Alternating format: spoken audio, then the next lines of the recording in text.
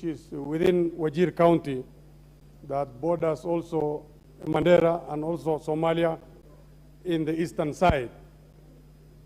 I also want to congratulate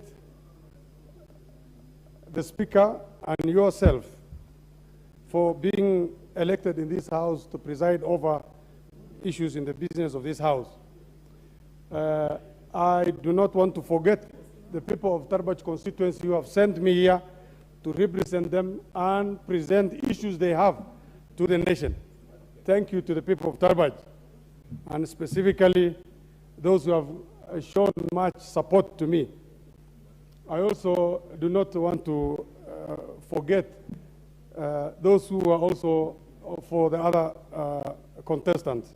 I represent them all now.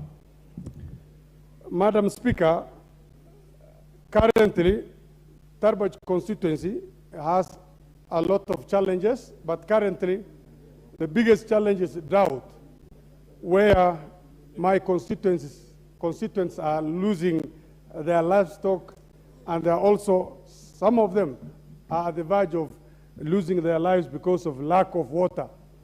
Even the security men who are supposed to guard our borders and our constituents and our people cannot even do their work. They are also suffering at the vagaries of nature. They do not have water. They call me also to supply them with water, which I cannot. So currently, Tarbaj constituency is suffering that drought. I know there are efforts which are being done by our government, headed by our President, Dr. William Samoei Ruto, and his deputy. They are doing quite a bit of effort, but that is not enough. I will expect a number of rigs and a number of dams to be allocated this time, and also in the coming budget, so that for once we address this issue of water needs to a large extent in my constituency. This is one thing that has always been coming back. I hope in this term we will find a solution for this, and I wish to engage the other members or the specific committees who are going to deal with sectoral areas that are concerned with water, that this is one thing we will give a lot of preference this time, so that such challenges in my constituency can be addressed. Another thing that as a result of that situation is unemployment. There is a very wide unemployment in my constituency because people depend on livestock, and the livestock are now decimated due to drought. And we are not connected to the national grid, the power grid, which will have enhanced the startups of factories and industries.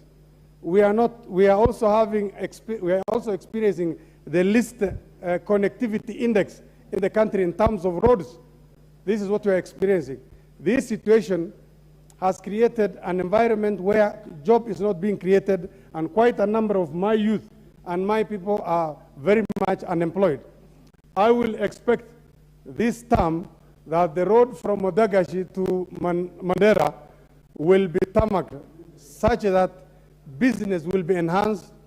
The national grid will also be connected from Garissa to Mandera, so that industries can begin and private people can take up initiatives that will rejuvenate job creation. This is one thing that is of a bother to my people, and I hope this will be addressed. 3,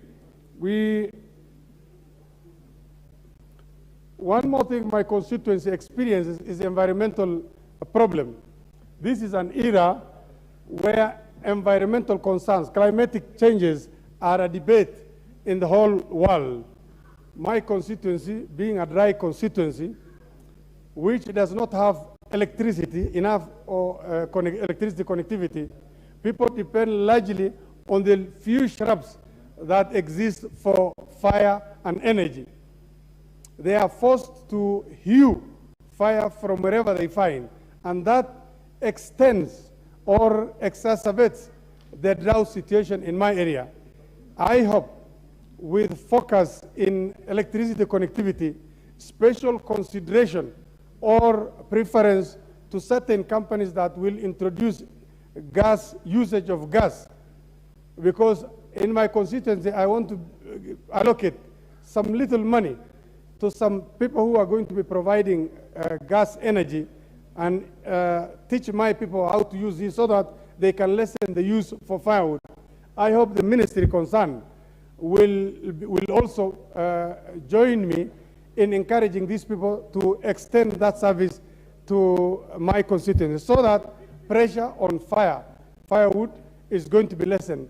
I will also want the Ministry of Environment and other ministries who are also concerned, or especially energy, to help me recruit a number of young men as guards, environmental guards, so that they can be diverted from collecting firewood or cutting the few trees that we have, and they are meaningfully engaged on unemployment to guard those ones.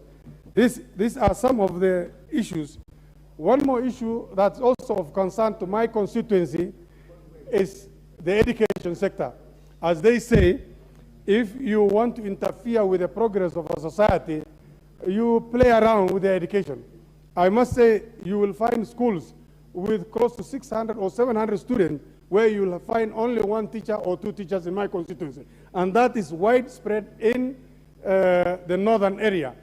I know in the last term, a number of my MPs have had an initiative to improve that by taking up a proposal with the ministry and TSC, but that has been quashed and kept aside.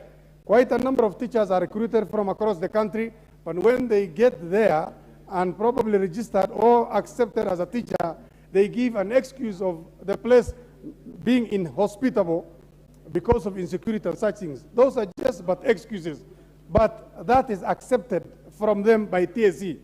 I hope this does not happen, and if it continues, or TSC gives a chance to recruit teachers from that area, such that the qualifications pegged on teachers does not apply to a certain extent in those areas, so that we can have local teachers employed. I know one more issue that my constituency has is the issue of access to citizenship documents, ID cards and passports. Recently, or a week ago, I was pursuing a case where a young man from constituency who is qualified in every way was following me for almost 2 weeks so that I can facilitate issuance of a passport to him. And when I took up, I was told it is the intelligence people who are verifying whether he's a Kenyan or not. I had to follow up. The intelligence people had no problem, and they have given him go ahead. But still, it took a long time for that information to come here, even with technology being advanced lately. I know with the IPRS, Integrated Population Registration System in place, and the Huduma number that we've registered for, this verification from the ground should not take place anymore. This information should be at the fingertips of the immigration people. The director should have that information. I consulted the director, and he said he's doing something with that. I hope that is going to work. I do not want any more of my constituencies running after me for basic rights like ID and such things. I hope another challenge that I have is security, because I am bordering Somalia. My constituency, the Tarbaj constituency, gets a lot of incursion from an illegal group that operates in Somalia. I will want some facilities like sub-counties, and so sub-counties established in a number of my wards in my constituency, so that I can get enough security personnel to beef up